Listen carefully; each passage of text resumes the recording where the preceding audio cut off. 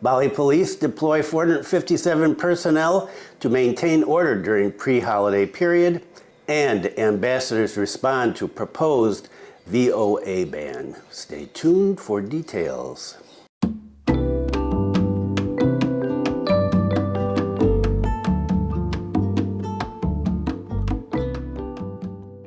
Selamat sore. Welcome to the latest news from Bali and Indonesia. This is March 18th, I think, 2023, and my name is Bruce. And what is the weather like today?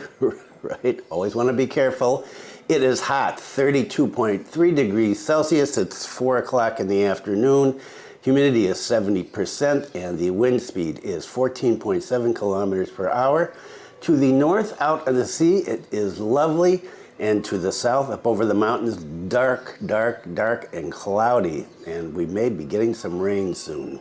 And today is about all the problems that are going on again with foreigners and traffic and the run-up to Nyepi and the start of Ramadan coming week on Wednesday. Stories about Bali and the proposed VoA revocation for Ukrainians and Russians and maybe some other countries as well as the traffic woes and people working illegally continues to get spread around the world on international papers and podcasts, and it's starting to upset officialdom in Bali, who have been asking, quit putting this stuff up on the social media platforms, quit making things go viral because it's making tourists afraid to come here. It looks like there's a lot of crime.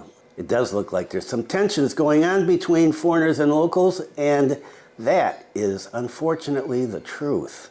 The last viral video that I just saw 3 more places it was today of the American without the shirt and without a helmet arguing with the police in Ubud and accusing them of wanting money. Wow, that has caused a lot of nasty comments from local people as well as from foreigners. And even my wife, who is a very chill person and usually takes the side of tourists, when she saw that today and listened to the way that guy was treating the cops in Ubud, she said, why don't they just get rid of these people? I'm really tired of this. They're here, they're guests, they can be respectful. And that is happening more and more. We're going to get more and more feedback like that until people get it that they've got to behave here. One of my friends who makes comments on here occasionally said she was over in Lovina at Papito's the other day and a person came up and started yelling at her and pounding on the table saying, get out of the country if you don't respect people here. So it's not just the governor who is getting stressed out. This situation is stressing out a lot of people. And let's take a look at the stories. And at the end, the very end, there's a letter that has gone viral today written by a Balinese guy in very clear, well-written language. He describes what the situation is and what he thinks people should be doing here. And I encourage you to stick around. That will be at the very end today. Bali Regional Police deploy 457 personnel, overcome problems of foreigners, and maintain security and public order situation ahead of Nyepi. So the Bali Regional Police held a ceremony for the 2023 Great Condition Creation Operation, and that is taking place from the 17th, that was yesterday, until the 21st, the day before Nyepi. In addition to police at this ceremony were related agencies: Bali Provincial Tourism Office, Bali Provincial Immigration, Bali Provincial Satpol PP, Traditional Village Council, Bakamad, Bali, and so on. The Bali Police Chief said the 2023 Great Condition Creation Operation is being held to maintain order with Nyepi and the start of Ramadan coming up on Wednesday. This operation is considered important to carry out considering that some time ago Bali has often been shocked by the action of a number of foreign nationals. The police chief said in order to maintain security and order ahead of Nyepi and the implementation of the holy month of Ramadan, which of course there are only a few days left before it happens, there is something intriguing in the province of Bali about the behavior of some tourists. The operation will collaborate with a number of agencies such as Bali Transportation Service, Bali Sapol PP, Bali Legal and Human Rights Office, Tax Regional Office, Immigration, Bali Tourism Office, and the Manpower Office, and will be focused on issues surrounding foreigners, which will be followed up through 3 UKL fieldwork units. So these 457 people are going to be split up into 3 different units. The first unit is tasked with monitoring and controlling driving equipment, which includes vehicle document safety and driving ethics. The second UKL is in charge of controlling illegal workers, illegal businesses, violations of residence permits, and other administrative violations. The third UKL is tasked with monitoring drug trafficking, possession of firearms, and other criminal acts. Even though these activities are going to be carried out throughout Bali, there are a number of regencies that are being given more attention because they're considered to be areas full of foreigners. Those areas are Denpasar City, Badung Regency, and Gianyar Regency. The chief of police said he hopes that the Balinese people can care about the problem of foreigners by directly reprimanding them when they are acting out. He said, "We also hope that the Balinese people will also remind and warn if there is strange tourist behavior. Balinese people who are close to their lodgings need to remember that there are regulations, like driving." Right. More on that coming up. Foreigners recklessly drive on the road. Police ask community to be an example. The action of foreign nationals who are reckless driving motorbikes or cars has recently been in the spotlight. Okay, we know that. And the police have confirmed that they are going to take action against tourists, but that local residents are expected to be examples of driving discipline. Oh, I want to see this. The Bali Regional Police Chief said that actions will be taken against violators, but the prosecution must be carried out in a professional and proportionate manner. He also noted that police need to improve their English so they can convey messages of security and public order to foreigners, especially in the tourist areas. And it does help if the police are able to at least use some basic English to communicate with foreigners about what they're doing wrong, although usually it's pretty clear. Helmet or shirts. So the police want local people to set an example by driving carefully, by wearing a helmet, having complete vehicle documents, and by using personal protective equipment and safety. Now when my kids drive, they got jackets on and gloves on and all sorts of stuff. Now the girls are doing it because they don't want their skin to get darkened. My son does it, keep himself clean, I guess. I don't know. I need to ask him again. I'm getting old, I kind of forget things sometimes. So local people are supposed to set an example. And so there's all this heat now about driving. And so yesterday I heard on social media that there was a stop and action over here in Lovina, and they were pulling people over, locals and foreigners from what I hear, and that is going on around the island now. So if you're driving without a helmet, you're just asking for trouble. And if you don't have a driving license, an international one that's okay for motorcycles, if you're driving a motorcycle, and you don't have your vehicle registration, that's another problem also. And I haven't heard the police doing anything about this, talking about this yet.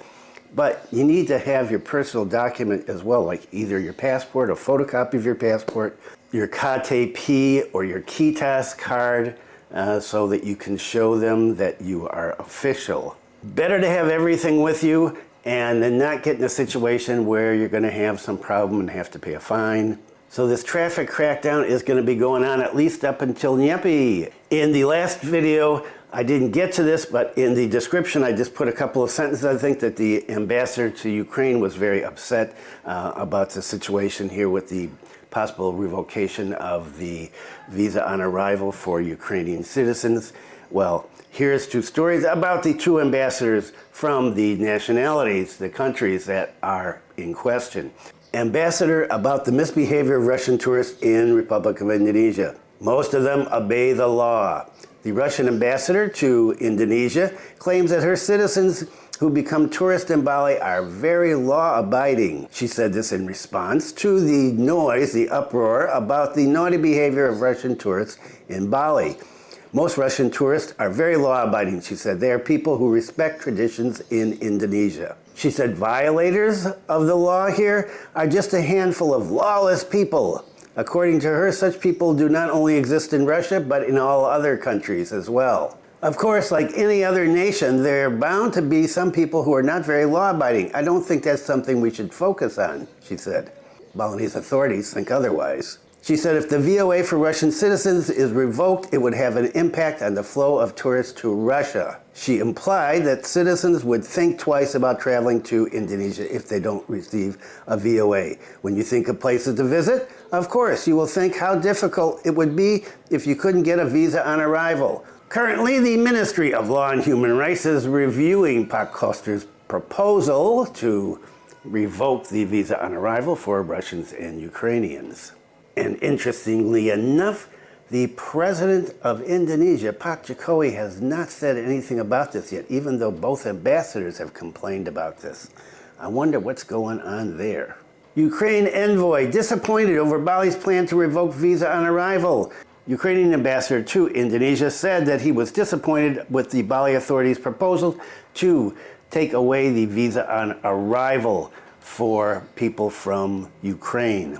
He said, "It's a very unfriendly decision, especially considering Ukraine has lots of refugees and temporarily displaced people due to the ongoing military aggression from Russia."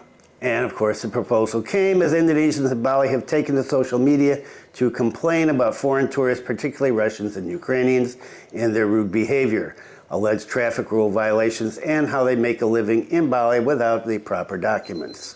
This year, Bali Immigration Office has deported 31 foreign tourists. Now, I keep seeing different numbers for this. I saw 22 the other day. Maybe there's another 9 that came in just recently. It seems like they're deporting people every day now, many of whom were Russian for reasons ranging from overstaying their visa to working illegally. The ambassador said that the plan to terminate visa on arrival for Ukrainians lacks logical grounds, adding that only a small number of Ukrainian tourists have violated regulations in the past 4 years. Based on data from the Immigration Office, he said there were only 8 Ukrainians who were deported and 5 Ukrainians who were arrested by the local police in the period from 2019 to 2023, and all only committed minor offenses. There are currently around 5,000 Ukrainians in Bali, he said, and they generally follow all Indonesian laws and norms, and they contribute a lot to the local economy. Pak Sandiaga Uno said the government would discuss the Bali governor's proposal to terminate the visa on arrival for tourists from Ukraine and Russia with other stakeholders. We need thorough research, he said, before deciding to end visa on arrival facilities for Ukraine and Russia. So far, the number of violations committed by tourists from both countries is not significant. He previously said the government would not allow efforts to cultivate tourism to get in the way of preventing behavior that violated the law or cultural norms. And mixed messages again on this. Is this quality tourism? Is it quantity tourism?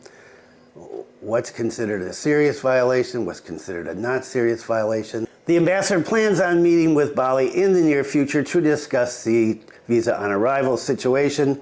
And he said, "I'm working closely with the Ukrainian community in Bali to ensure that they abide by all Indonesian regulations, local and customs. I urge all Indonesians to keep treating all Ukrainians as friends and with sympathy, for many of them have lost their homes and families during this war." Now, it's been said many times in the past few weeks that the only reason these mass deportations have started, like 4 people one day, 5 people the next day, is because of this stuff going viral on social media. These foreigners who are working illegally or doing illegal things, taking pictures half naked, whatever they're doing, renting out motorbikes, which, by the way, is still going on. Even though there's all this heat, what is it? Today I saw 2 things on social media, foreigners offering to rent out bikes for the day, the week, the month, 3 months. And of course, as soon as these were posted, there were Balinese questions. Are you working legally in Indonesia? So there is a lot of heat on right now, and we've just brought it on ourselves. Caucasians act head of Bali Immigration Division denies if it's considered work as viral cases on social media. So the head of Immigration Division of the Bali Regional Office of Ministry of Law and Human Rights denied that there was a public opinion that immigration only worked after viral cases on social media. He said, "If you say there is an assumption that immigration only works when it goes viral, I answer that it is not true. Because during 2022, during the era when there was no viral videos," he said, during the first half, nothing happened because it was a pandemic. There weren't really any tourists here. During the second half, 194 cases of deportation took place, but it was not publicized by the department. Why? Well, he says, it's solely for us to maintain the conduciveness of tourism in Bali. So he said, don't think that we're lazy, that we're not working, that we're not employed. There were 194 cases last year. They were dominated by abuse of residence permits, overstaying, and other things. The head of Nurai Immigration Office said that 4 foreigners presented at this press conference. So there was a press conference here. This is what this report is on. And there were 4 foreigners there with their backs turned to the camera, as common now these days. And he said, we arrested those people. Their cases didn't go viral. There were 2 British citizens. They didn't go viral. And there were 2 other citizens, and they didn't go viral either. He said, we worked well with all the stakeholders in order to get these people. And so there, if you think immigration is only responding because there's public pressure now for them to do something, well, you'd be wrong, they say. And what about here in Buleleng? Police increase surveillance of foreigners. See what the Buleleng police do. All levels of the police, including the Buleleng police, have been asked to take strict action if foreigners have been found committing violations, especially traffic. Head of the public relations from the Buleleng police said that the police chief had mandated all ranks to take firm and professional action against foreigners who commit crime in Bali. Due to this mandate, his party and the Buleleng police are asked not to hesitate to take action against foreigners. Prosecution will take place if a foreigner is found driving without a helmet, does not carry an international driving license or a local driver's license, and commits other violations regulated in the traffic regulations. Strict action can be in the form of ticketing, he said. It can also secure the vehicle if it is not equipped with vehicle documents. In other words, if you don't have the STN card, they can just grab your vehicle, and then whoever you're renting it from, if it's not yours, well, they're not going to be happy. This enforcement, he said, also applies to local residents. And that was one of the things my wife was saying.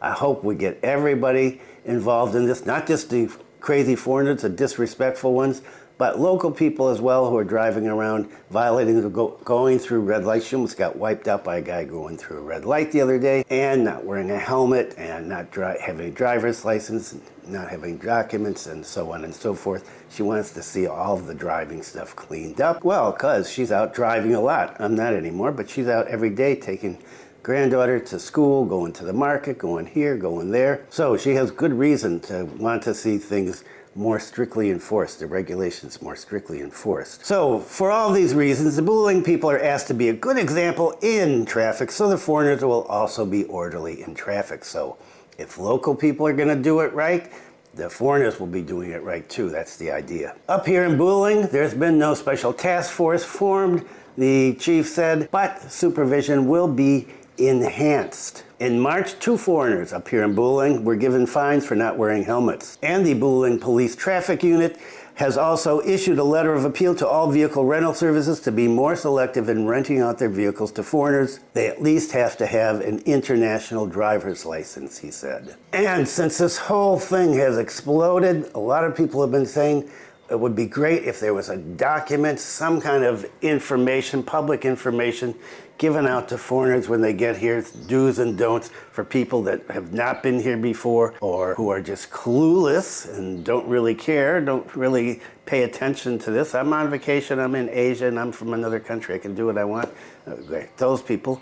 But for the people that want to do the right thing but aren't sure, good news. The provincial government of Bali and the Ministry of Tourism and Creative Economy will form a pocketbook, Do and Don't for Tourism in Bali. This is intended to respond to the actions of a number of foreigners who have often angered the Balinese people lately. This is from the head of the Bali Tourism Office, Jok Bagus Pamayun. I've talked about him many times. He said his party has already begun educating tourists about what to do and what not to do here. And he said he realized that they should make a pocketbook about tourism by Bali. Apart from the book, community groups engaged in tourism will also put up billboards or distribute brochures at tourist spots about travel signs. For Pamayun, maintaining the sustainability of tourism in Bali is the duty of all parties, which he calls the hexahelix. What is the hexahelix? It consists of the public, mass media, academics, tourism stakeholders, the government, and the tourists themselves. The hexahelix, he said, is how Bali protects destinations, tourist destinations. When asked about foreigners who are frequently misbehaving in Bali,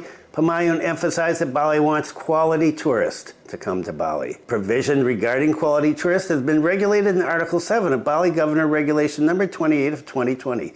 I haven't seen that. I'm going to have to see if I can find that document online. If somebody has it, leave a comment. Let me know. I'd like to take a look at it. So according to this article, the principles of quality tourism are respect cultural values, traditions, and local wisdom, environmentally friendly, longer residence time, empower local resources, make repeat visits or repeaters, behave in an orderly manner by always using means of transportation for business travel services. So that's a quality tourist. And I'm going to wrap up here with this letter from a Balinese, Odek Aryawan. It's called A Letter from a Balinese Friend in the Community, and it is addressing all these issues. It's really well written. I urge you to listen to it and tell me what you think. As Balinese people, we take pride in our reputation for hospitality and inclusivity. We strive to be good hosts to all who visit our island, regardless of their nationality or background. We understand that Bali has become a popular destination for people from all over the world, and we welcome everyone with open arms. However, we also ask that visitors respect our culture and way of life. We have certain customs and traditions that may be different from what visitors are used to, but we believe that these differences are what make Bali unique and special. It is important to remember that Bali is not just a tourist destination, but also a place where people live, work, and raise their families. Therefore, it is important that visitors do not view Bali solely as a place to party, have fun, and make money, but also as a place to learn about the local culture and contribute positively to the community. We recognize that Bali, like any other place, has its shortcomings and weaknesses. We have our own challenges and struggles, just like any other community. Bali faces many challenges, including issues with official leadership, limited resources, and rapid development, which can make it difficult to manage the needs of all stakeholders. In the past, visitors to Bali were fewer in number and were more easily assimilated into the local culture. But in recent years, the volume and diversity of visitors has increased significantly. Some visitors may not fully understand or appreciate the cultural and social norms of Bali and may sometimes act in ways that are disrespectful or inappropriate. It is important to remember that basic laws and courtesies apply wherever we live and that we should all strive for mutual understanding and respect for one another. Bali is known for its relaxed, open-minded, and laid-back atmosphere compared to many other destinations, but this should not be mistaken for a lack of courtesy or respect for local customs, traditions, and the laws. Unfortunately, a few visitors to our island have behaved in ways not representative of the majority. We should not judge each other based on the actions of a few, and we should not let the actions of a few dictate our perceptions of others. We recognize that the issue of job competition is a sensitive one, both in Bali and throughout Indonesia. As a developing country with emerging markets, low incomes, and high rates of unemployment and poverty, we must be mindful of the impact that foreign workers may have on our local economy. At the same time, we should also strive to treat all people with respect and dignity and work towards a more inclusive and welcoming community to all. There are certain things that the law and the implementation of it cannot address fairly, and it is up to all of us to act ethically and responsibly. Even when we disagree with certain laws and regulations, we should still abide by them and work to create positive change through legal and peaceful means. We understand that some visitors may have higher expectations or demands than others, but we ask that they respect the limits of what is possible in Bali and understand that we are doing our best to meet everyone's needs. In this difficult and divisive situation, it is important to remember that the pendulum sometimes swings to extremes. However, we are hopeful that a new equilibrium will emerge over time as we work together to create a more harmonious community. Finally, I want to emphasize that Bali is our home. It is a place that we hold dear to our hearts, and we want to ensure that it remains a safe, peaceful, and welcoming community for everyone. Let us work towards creating a Bali that we can all be proud of, one that values inclusivity, mutual respect, and harmony. Wow, I could never have said it better. And just an ending note, a couple of stories that just came out a few hours ago. Immigration is doing raids of houses. Well, let's not use the word raids. Let's say surprise visits to houses of foreigners in different communities, checking their documents to make sure everything is in order. How far this is going to go, I have no idea. I read two separate stories about two different areas down in the south in the tourist area. So this may end up going all over the island. It's hard to tell. I haven't seen an official notification about this in terms of doing a wide sweep, but I would strongly suggest make sure that you have all your documents together and have them easily accessible in case you get a visit from officialdom wanting to see that you have a permit to stay here. Okay, that is it for today. This is just bad news. People are still doing this stuff. I was watching a video yesterday of the monkeys, and Damien was walking around, and some foreigner without a helmet comes zooming up across the sidewalk, cuts across the sidewalk, zooms past him, and he's got a baby on the back with no helmet either, nothing there. Zooming around, even though there are police sweeps everywhere, police setups, razzias. People still driving around without helmets on. I just don't get it. Time to wear a helmet, whether you like it or not. Wear it. It's the law, and you will be stopped. And as long as all this stuff stays under the press, we're going to be under supervision constantly. Okay, thanks for viewing. Be kind to someone today. Stay safe, and I will see you next time.